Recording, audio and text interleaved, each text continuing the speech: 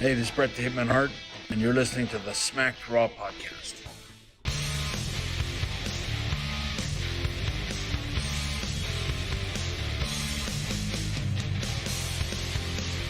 Like, okay, well, has this always been a thing? Where have I been?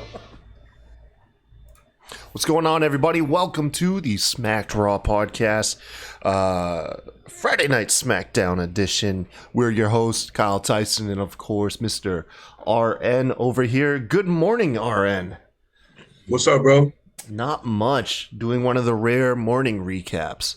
Yeah, I was gonna say this might be the second time maybe I've done a morning recap. They're not bad.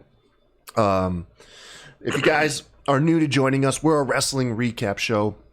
We cover primarily WWE and AEW. However, we'll cover other shows. You know, if they're making a big enough waves, we'll go ahead and cover them. You can catch us live on twitch.tv/puttingyouover. We cover Raw, AEW Dynamite, and SmackDown every week. This weekend, you can catch us covering NXT's TakeOver as well.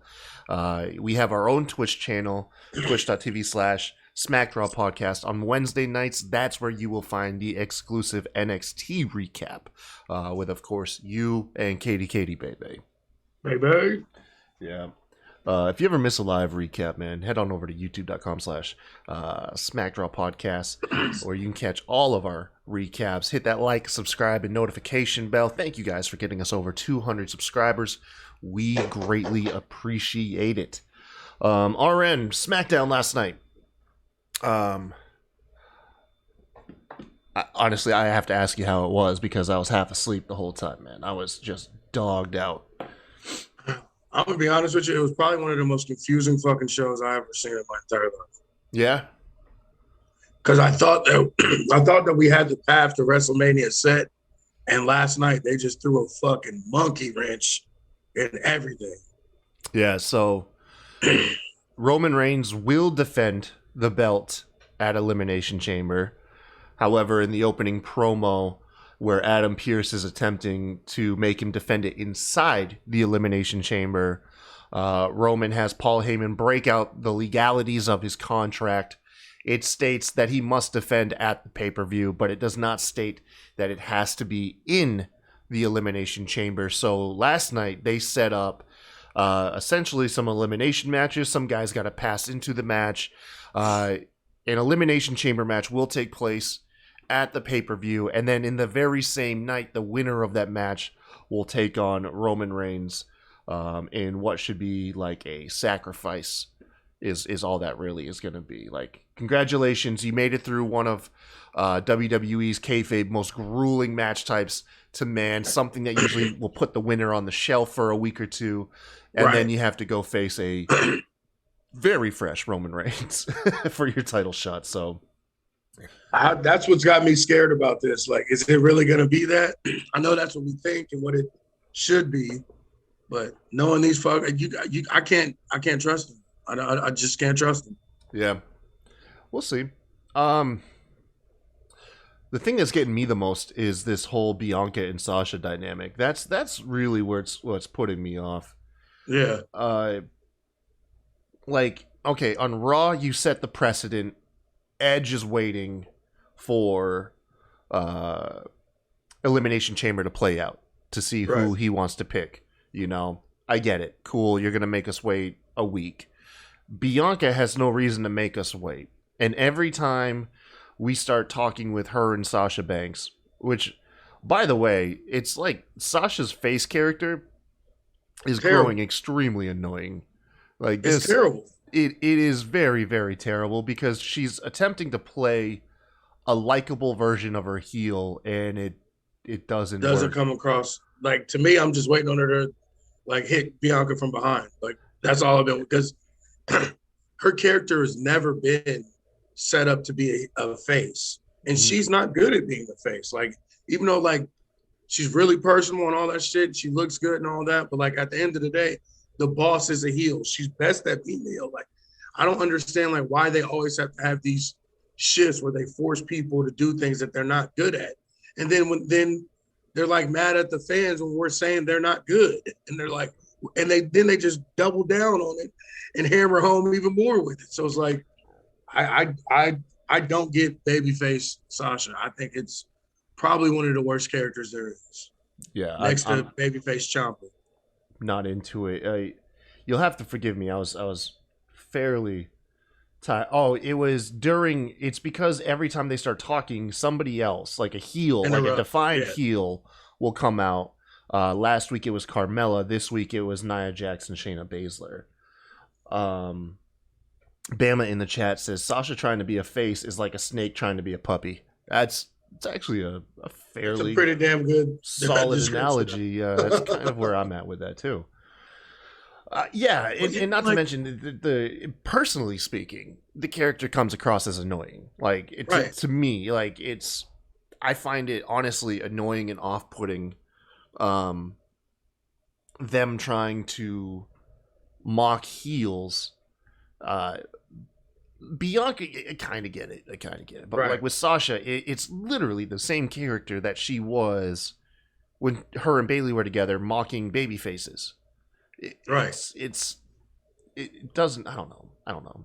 It's annoying. Well, my thing is too, like how she dresses, her ring entrance, even how she was like standing in the ring and like doing her boss thing before Bianca got out there. None of that is face.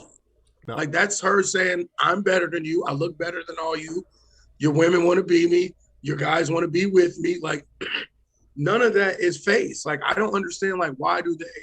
Like I know they like her, and I'm glad that they do like her, and that they're always pushing her and putting her at the top of things. But like, stop trying to put a square peg in a round hole. Like she's a heel, and you need heels anyway. You only got like two.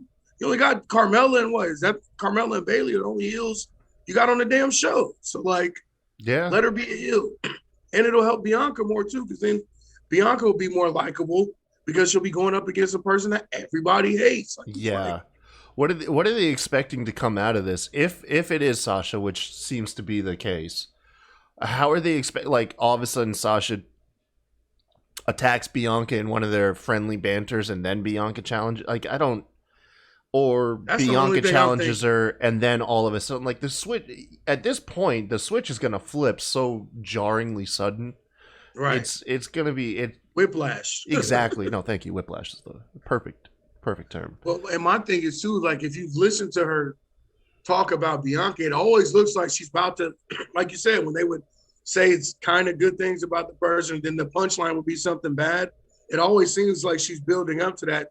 Then another face comes out, another heel comes out and interrupts her. You know what I'm saying? So the way I see you salvaging this, in my opinion, is Bianca chooses Sasha, and then at that point, once the realization Sasha's been chosen, she attacks Bianca right away, and then just cuts a promo saying that these last several weeks since Royal Rumble, I've been trying to play.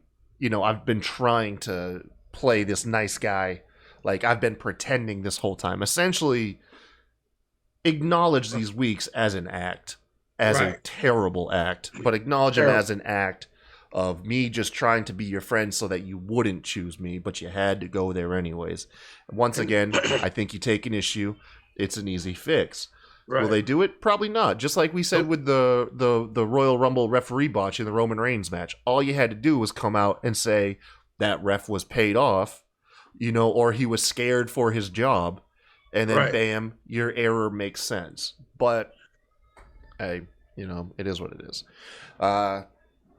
If you guys get a chance to, we like to catch up on all our wrestling content, either audio or video, but sometimes it's good to read about pro wrestling, and that's why you should go over to WrestlingNewsWorld.com. Check out all these awesome articles these talented writers put out there. You got thought pieces, you have recaps, man. You got interviews. It's a fantastic website, man. We're proud to support them, and then we're also gracious that they allow us to be the exclusive recap podcast on their website. So do yourself a favor, head on over to WrestlingNewsWorld.com, bookmark the webpage. A bunch of talented guys over there, and it looks like Mama might be sleeping because I have a cameo. No, it's okay. Come on. No. Come on, man.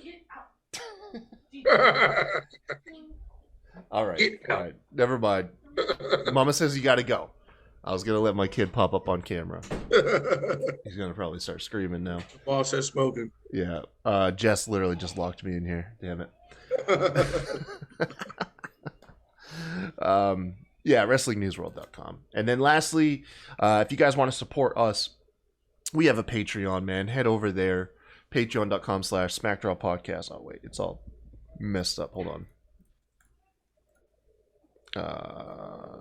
These are just these live botches that you deal with. There we go. Patreon.com/SmackDrawPodcast. Man, we got stickers. We got t-shirts. I think the biggest thing that I like is we have the opportunity to be on wrestling, unpopular wrestling opinions, where you go ahead, send a video of yourself and your hot take on pro wrestling, and we'll feature it on UWO, which the next episode is going up tonight. If you're watching this on Saturday, the 13th, tonight, the next episode of UWO goes up featuring the Putting You Over crew. We've got Standing Streamer. We have Vanessa. We have D-Rod filling in for Bama Dave. And then lastly, we also have Bob on there as well. These are some fun characters. Honestly, I have no idea how tonight's going to go. Streamer's kind of a loose cannon. Bob's a hothead. D-Rod does his own thing, and Vanessa's like the only one. Vanessa's like the only one I can latch to, and she's a Natty fan.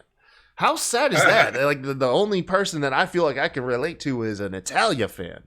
But anyway, she's Canadian. I think that's like part of like your citizenship test over there. Yeah, I was gonna say she gets a pass for that. You have to support the Hearts, otherwise they'll expedite you to like the States or something. Yeah, she gets if you're Canadian, you get a pass for supporting Indian Hearts.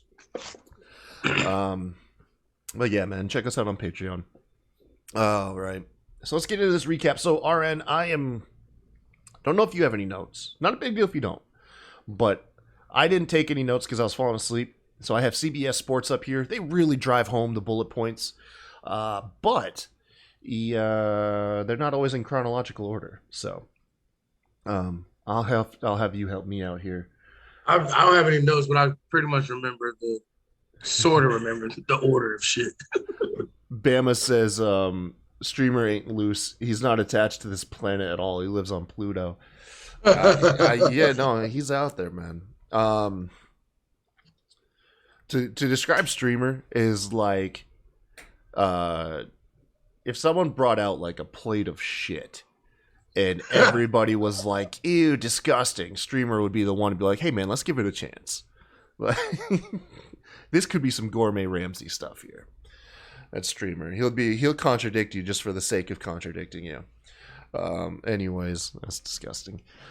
I do know that we kicked off the show with that said Adam Pearce promo. Mm-hmm. Once again, setting up tonight's qualifying matches. Well, actually, in this specific promo, he doesn't set up the qualifying matches. It wasn't until he goes backstage that we see him and Sonya Deville, and she's like, "Hey, man, way ahead of you." Before that, though, he did say the two people that didn't have to qualify, Jey Uso and Kevin Owens. What do you think about them getting a pass?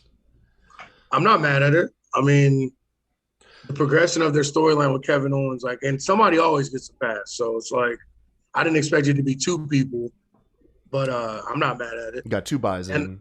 Yeah, and I liked it. It was Jey Uso, too, to kind of throw in, keep the Roman shit, keep him engaged in it. Well, that way it doesn't come across as stacking the deck against Roman. You know, right. He's like, look, I know Kevin Owens and you and him have this thing, but here, Jey Uso, he'll get in there as well. The only part about this I didn't like is he climbed out the ring because he knew they was going to be pissed for what he said, but he didn't go anywhere. He just climbed out the ring and stood next to the guard. Roman literally just jumped out right? The ring and followed him out there. I'm like, what the hell did you take off for? Like, I thought he was going to at least be like standing behind the barricade or whatever so he could duck out behind the screen. He's got a wireless mic. He should have just ran off and announced it while running. Right, like literally as he's walking up the stage like he did when he put Kevin Owens in the match. Like, he literally didn't go anywhere. I'm like, what the hell did you get out the ring for if you wasn't going to run for your life? Like, that made no sense. And then he dropped the mic, too. That was funny, too, when he got out the ring. Oh, man. So backstage, Sonya Deville lets Adam Pearce know, like, hey, man, I'm way ahead of you. We'll set up some qualifying matches. What we'll do is we'll do tag matches. We'll do Sami Zayn and King Corbin taking on Dominic Mysterio and Rey Mysterio, and the winner of that tag match, both of those contestants will be in the match. In which case, that match actually took place immediately. My question is, I thought Sonya was just doing the women's shit. I didn't know she was like... She's helping run. Here's my theory. My theory is Sonya Deville is going to screw Adam Pearce at some point, and they're going to break him up. She's going to get Adam Pearce kicked off of SmackDown. He'll be the authority figure because they don't want to say GM. He'll be, of Raw while she does SmackDown. And I think this is her slowly doing it. Adam Pearce is getting caught up in this drama with Roman Reigns. Right, and that's she's going to be like, to get him. Yeah, and she'll be like, my head's been in the game. You're mixed up in this personal vendetta bullshit. So that's my theory. Is Sonya Deville is actually going to be like a heel type authority figure, or be revealed to be one at some point. But she gets this match going. It kicks off. It's an all right match. Dominic Mysterio has a scary spot. Oh, that shit. Oh man. He does a suicide dive onto, I want to say, Sami Zayn.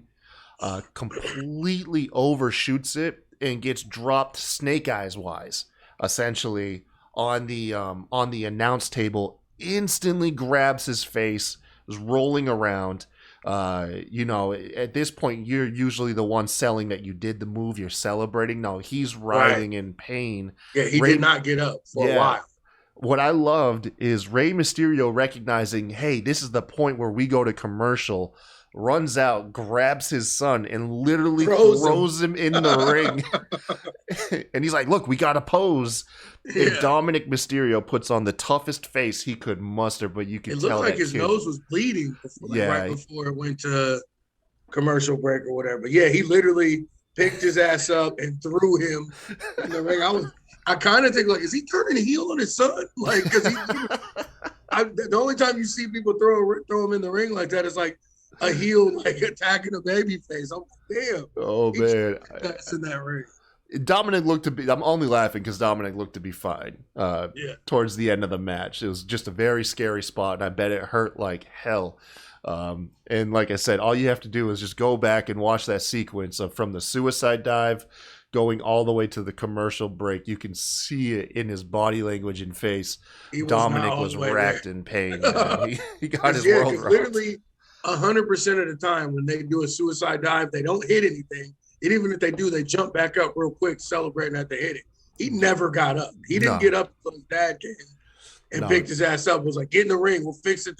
We'll fix it when we get in there. Just get in the ring. Get your stuff rocked. It was a brutal spot by all means. Later in the match, it comes down to both Rey and Dominic hit the 619 on Corbin. Rey, for whatever reason, is taken out of the ring at that point. Dominic is left in the ring with Sami Zayn. Dominic, unfortunately, gets reversed and takes a haluva kick for the loss. Sami and Corbin go into the chamber match. So, wondering what I imagine this just puts the feud on hold. Like, I don't think either Sami or Corbin are winning. They're both heels. Right. And I don't think Rey and Dominic are going to pick up a different story between now and Chamber. So they'll probably just come right back to the Corbin stuff afterwards. But it was an okay match. It did what it was. Like I said, the Dominic spot was just, that was the most memorable thing. But sometimes we forget too, like what experience brings, because nobody else thought to do that, to like get him up. Like Rey recognized, like you said, we're coming to the commercial spot. This is the perfect time for him to fucking get his head together and shit after literally smacking his face off the table. So it was hilarious. Do you know what followed this? I have the segments, but like I said, they're not in chronological order.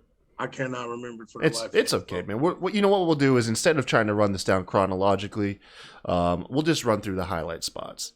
Right. So we also got a cool intercontinental feud going on, which, by the way, my sources really screwed me over. My inside sources told me that the Elimination Chamber match was going to be for the IC title. I had to hit him back up and was like, yo, what the hell, man? You just made me look like a fool. They said, no, we said the IC title will be defended at Elimination Chamber, not in Chamber. And I was like, oh, okay, well, you got to clarify that. So my sources, man, they're still solid. Anyways.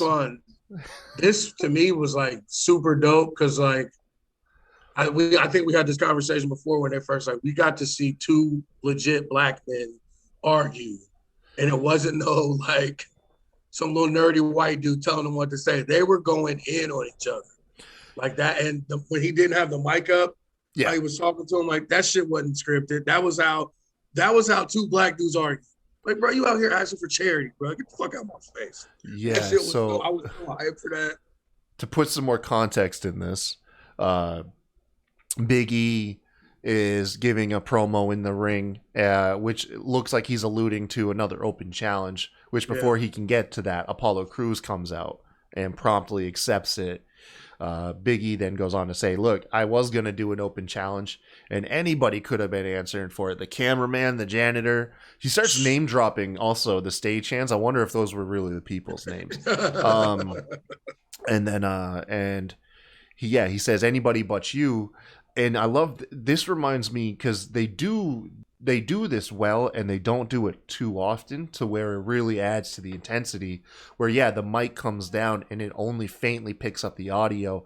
The last time I remember something like this was when Samoa Joe attacked Paul Heyman and got Paul Heyman backed into a corner.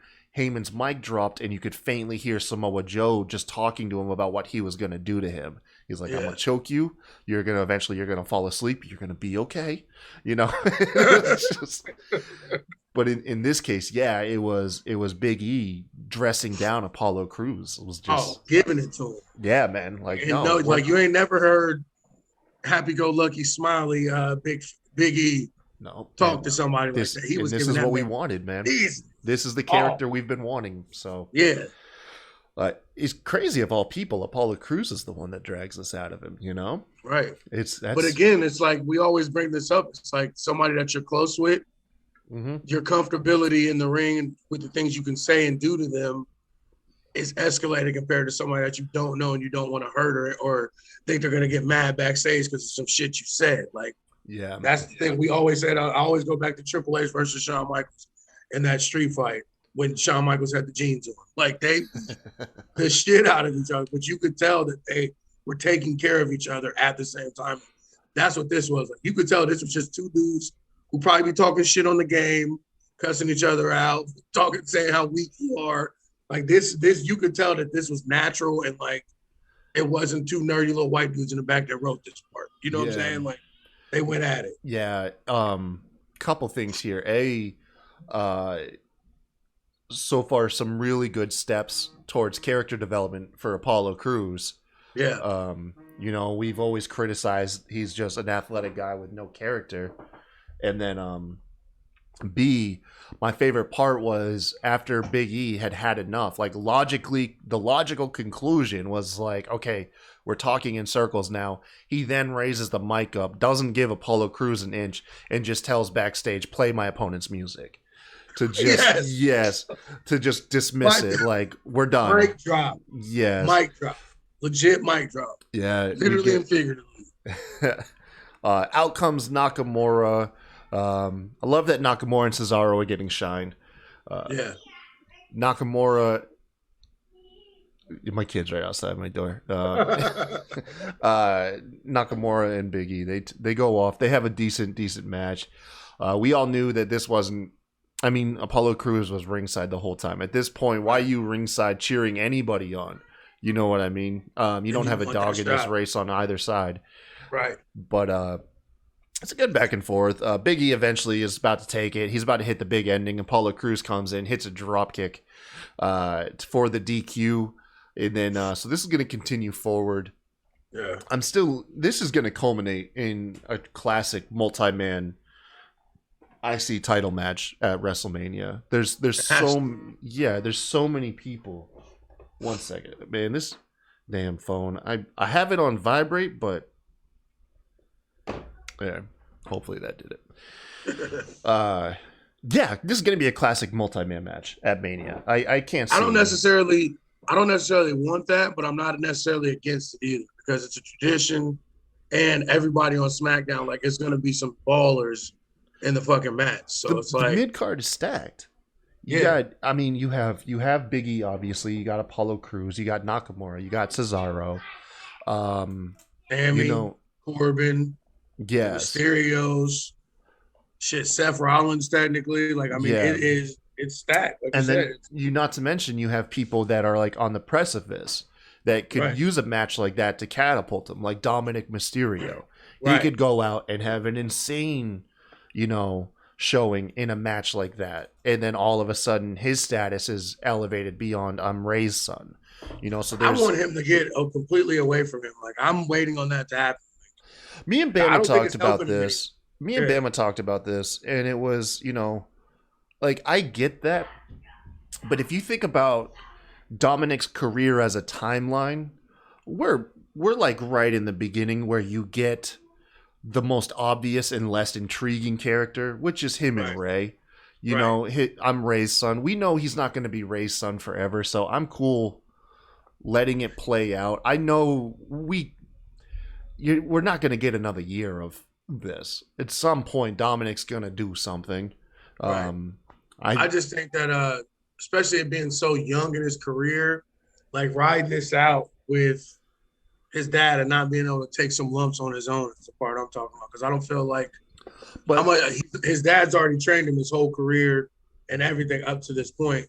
You can only learn so much from one teacher. Would you agree, though, that you see the potential in him? Like, some people feel stale. Dominic really seems like there is something there for that kid. He also has that energy from now, like what kids and those young guys are now. The Gucci outfits and shit, fresh to death from head to toe. How he talks, even his tattoos and shit. Like, he's like I just realized what it was. It was like the tribal, like, Samoan shit, but it was in the Mexican flag colors, which is that's fucking dope. You know what I'm saying? Like I'm not saying that because I want him to just finally. Like, I see potential to be a world champion, and I feel like between him and Escobar, I feel like these could be their bridges to the Latin market that they've been trying to find since 2006 when Ray won the title. Like, they've been constantly trying to find that one guy when they go to Mexico for that run in Mexico that will burn the house down and have the people ready to riot. And I think that Mr. Dominic has an opportunity to be there. And he's on, 21, 22? He's young, man. That's what I'm saying. And look how much he's grasped. Because he's only been wrestling. His first match was a year ago, right? Yeah, Seth at SummerSlam.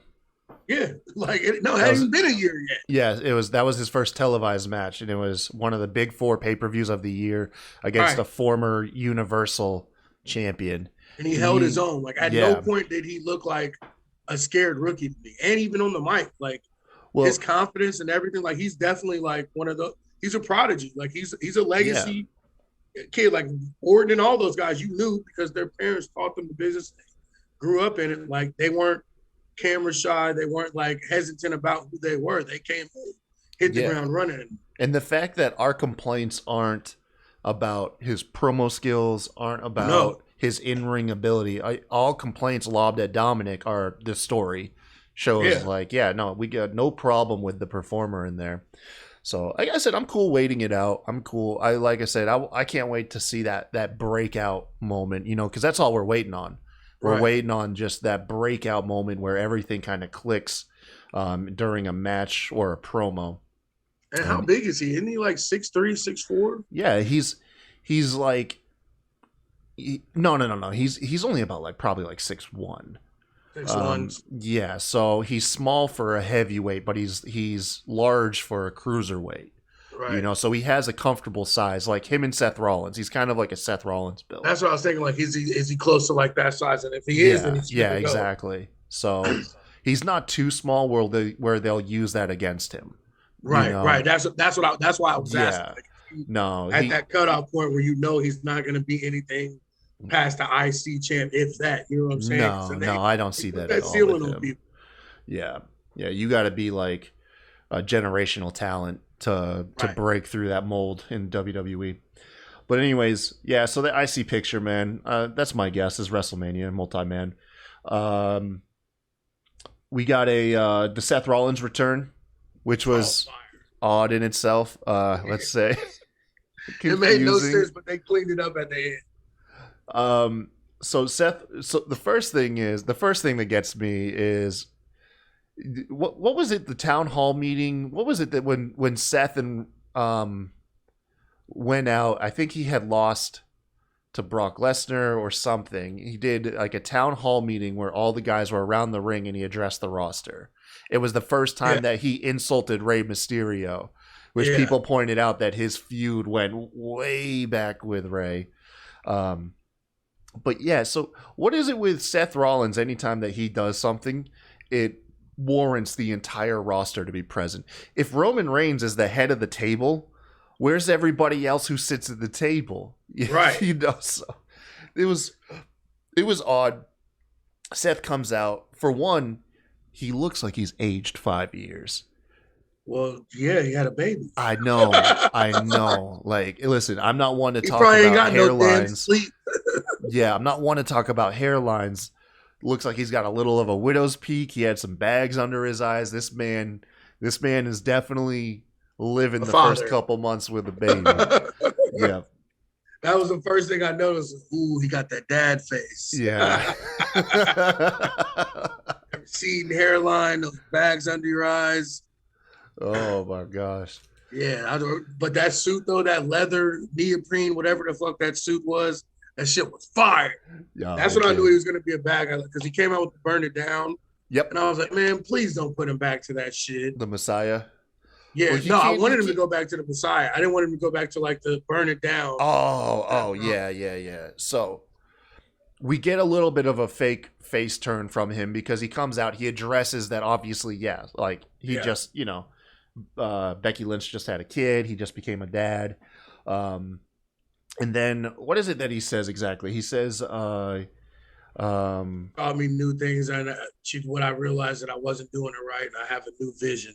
I have a new vision. I'm now going to be the leader of SmackDown to push the brand into greatness, leading the and at that point, once the roster was like, "Oh yeah, you're full of yourself again," and they all leave, and it's hilarious because everyone leaves. He doesn't acknowledge any of it that anyone was leaving. He just completely keeps on this rant, and then he turns to find Cesaro standing there, which I'm like, okay, cool. One person listened. We'll get like Cesaro. And then Cesaro literally just stuck around like an extra 30 seconds to make his exit more dramatic. Right. So it was a weird thing. The thing I didn't get about this too is like you said, with the Roman shit, with Roman's character how he is right now, if it real life, like he would have stopped that immediately. Like, what the hell you mean you the leader? Yeah. Disrespecting me? Like, you know what I'm saying? Like he would have nipped that shit in the bud. Yeah. Off rip. That's the only thing I hate about it. That was the only thing I didn't get about it, and I didn't hate it. I didn't like about it. But I also know that because of that, too, I feel like that could be a starting point for him and Roman, a power struggle for control of SmackDown. I know that they're not going to keep them both heel, and they'll probably make Seth the face or whatever, which I fucking hate. But tell me that wouldn't be fire, these two heel dudes going against each other for the head of the table at SmackDown. I'd love to see that somehow play out. Like if they could work it out. It's just Seth is such. The thing about it is Roman, out of his faction, he's the mic. You know what? He's the talker, unless he tells Heyman to. Right. Seth Rollins is such a promo heavy guy. That's where the dynamic would mess up. Is you can't get you can't shut up Seth Rollins week in and week out. But then again, you can't have Seth Rollins stealing any spotlight from Roman on the microphone. You know, see, that's the thing though. Like, I wouldn't mind that, setting up that dynamic to show it and playing off of that. Yeah. How Roman Reigns can't get one over on Seth. You know what I'm saying? Like, I know it, like I said, I know they don't have the balls to do heels versus heel, but I wouldn't mind them doing like some New Japan shit. Give him some more disciples, build up Roman's roster, Roman's mob table, and just have a faction warfare for control of fucking SmackDown. There you go. Okay, man. I'm there for it. I'm there for it. I mean, we're already going to have a heavy New Japan influence in the States with New Japan and AEW working together. It wouldn't hurt to have WWE try to get some of that shine, take some of that influence and work with it. Will it happen? No, it ain't gonna happen. But he's already kind of infringing on the Switchblade Jay White character. Yeah, they share a look. That's for sure. They definitely share a look. Bailey and Liv Morgan had a match. This was okay. Essentially, Billie Kay comes out. She's still trying to Billie Kay at this point, a handful of resumes, is apologizing to Ruby Riott on the outside. Ruby Riott is telling her, like, look, time and place. This ain't the right time. Gets frustrated, pulls the resumes, throws the resumes. A couple of them land in the ring. Refs trying to clear them out. Bailey, thumb to the eye. Plus, what was it, like a roll up, or she tapped her out? She hit that. She did her finisher, a new finisher, whatever. Yeah, she did that whole like reverse dirty deeds. Yeah, and the thing about all this that's pissing me off is like, how is any of that a distraction? And a thumb to the eye is not. Nobody gets disqualified for a thumb to the eye. Yeah, like I don't understand. Like, and Liv Morgan, why the hell are you focused on what's going on outside the ring anyway, when you're going against the longest reigning SmackDown's women's champion of all time in a match? Like, none of this shit makes sense to me. And like, I love Billie Kay. We've had this conversation before, but like, it's just the same shit every week. Like, it's like, I'm not into it now. Like, it doesn't make sense. Like, what they're doing on the outside, distracting somebody in the ring. Like, the ref really had to turn around for 2 flyers and then a thumb to the eye. Like, come on, man. Like, Ric Flair start off every damn match with a thumb to the eye. It's not a disqualifiable deed in the ring. Like, I wish he had like throat chopped her or like whatever, you know what I'm saying? Hit her with something, anything. Like, thumb to the eye. Like, come on, bro. Really take advantage of the ref distraction. Right. You know? No, I hear you. This is just a copy and paste segment, you know, until they have time to figure out exactly what they're gonna do with this. I mean, it is what it is. Following this, so this match, I literally slept through the whole thing. I feel bad, but it was Street Profits taking on Chad Gable and Otis. I read some stuff that Otis was doing commentary or something. Like, did I miss something here? I don't think so. I don't know. I may have just missed it too. I mean, it was a standard match. Otis got some good offense, and he caught Angelo Dawkins in midair and just held him. And then I saw some of the suplex spots. Oh yeah, it was like Otis is literally growing on me. Like, I'm not like, I can't believe I'm fucking saying this. Like, I wish they would turn him heel so he can like be a monster and just literally just toss people around. I wouldn't mind if you turned him and Chad, made him a heel tag team. But Street Profits did their normal thing. I mean, they may, because WWE very well may be too scared to turn the Profits heel. Right. Profits ended up winning. Montez Ford hit a frog splash on Gable. This is the first win for the Street Profits since they lost the tag titles on January 8th. So first win in over a month. Well, shit, it's probably their first match in over a month. No, I think they lost one or two. Wrestle. Like, that's the part. I'm starting to, I don't want to say I'm starting to sour on them, but I'm starting to lose my shit with them as well. Like, yeah, same here. I don't. It's weird because, I mean, planted that damn bug in me, and I've been thinking about it ever since. Like, they don't do anything. Like, this is the first match. Like you said, this is literally the first match they had in over a month. So it's like, I know WWE wants to use them because they're entertaining, and I get it. And at least they're always prominently spotlighted. So you can't really be mad at that. But like, they're a highlight for a division that doesn't exist. Exactly. That isn't being taken care of. So they're not giving anything fun to do. Right. You know, it's just essentially exhibition matches at this point, because there's no real highlight. I mean, hell, the highlight of the tag team champions was they weren't even concerned about their titles. They were in the elimination match. Like that the qualified match for the chamber. Like, bro, y'all are the tag champs. You ain't been the tag champs that long. Like, what do you mean you're trying? Now you're chasing a single strap. A single strap, even though you just got the belts a month ago. Just complete. They go out of their way to shit on the tag titles. Like, literally on both sides, out of the way. Yes. Speaking of, makes no sense. Yeah, speaking of which, the women's tag champs popped up. Sasha and Bianca were doing their typical teasing. Is Bianca going to pick Sasha? Which, like I said, at this point, I'm thinking Bianca is going to pick like the NXT champ just because of how heavy they're leaning on damn Sasha. But during their whole little friendly promo, out comes Nia and Shayna Baszler for no reason. They Literally no reason. No reason at all. And essentially just it turned into a whole comedy skit where you have Sasha announced because Sasha literally addresses like, oh, I thought you guys might show up, so I had the production crew put this together. And It just shows a highlight of Shayna Baszler eating the L last week to Naomi because Shayna said we're on a roll, and Sasha was like, no, you got rolled up. And then afterwards, what we all knew was going to get played to death is the Nia Jax My Whole spot. Which, my whole God knows, man. My girlfriend was like, did she really say that? I'm like, oh yeah, she said it. Then I played her that the rap song. That was funny, man. That was good. That was good. But well, anyways, yeah. So they run the recap of Nia Jax losing to Lana and the whole My Whole thing, and then afterwards, this pisses the heels off, and they just the Sasha and Bianca beat them up.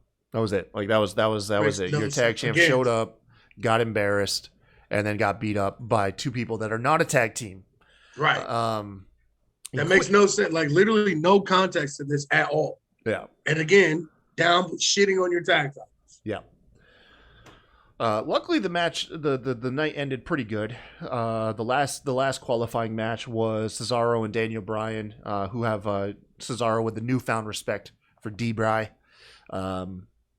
taking on Robert Roode and Dolph Ziggler.